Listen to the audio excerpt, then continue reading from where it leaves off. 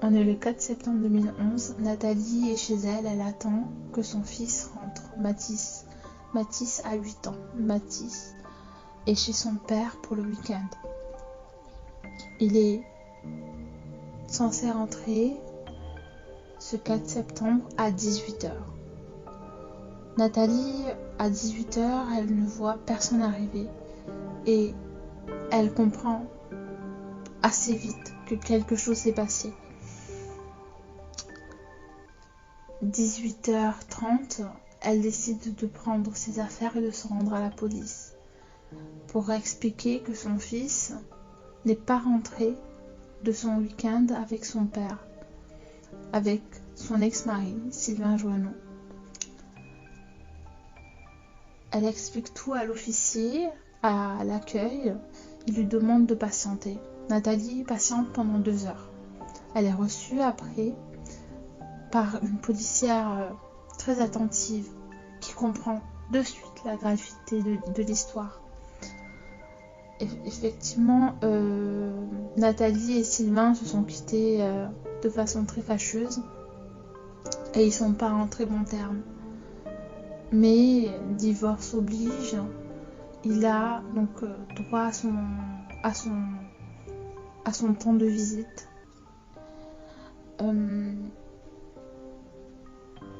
Donc la policière en question qui reçoit donc Nathalie appelle bien sûr le concerné, Sylvain Joanneau. Sylvain ne décroche pas.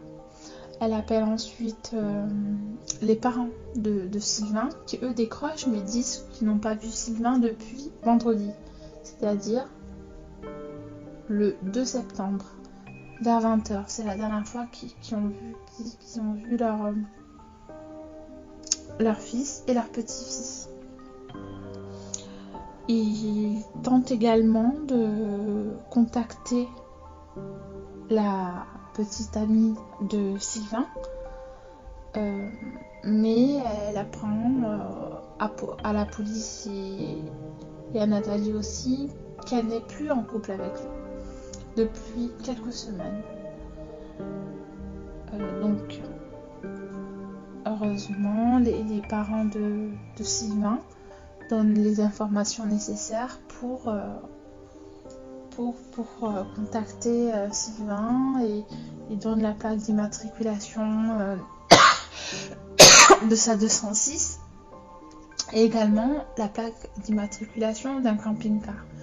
Et Nathalie est étonnée parce qu'elle ne savait pas qu'il avait un camping-car. Bon, soit il en a un. Donc, pour géolocaliser quelqu'un, il faut donc une autorisation du magistrat. Ça prend quelques heures. Il est assez tard, on est en fin de journée. La policière demande à Nathalie de rentrer et dès qu'elle a des nouvelles, elle va la recontacter. Nathalie n'est pas très rassurée, mais elle n'a pas d'autre choix que de se rendre chez elle. Elle rentre. Et au petit matin, à 6h du matin, on l'appelle et le policier lui apprend qu'ils ont géolocalisé donc, le portable de Sylvain Joanneau et il se trouverait près de Bayonne. Très surprise. Mais on y va. Elle décide de se rendre avec son compagnon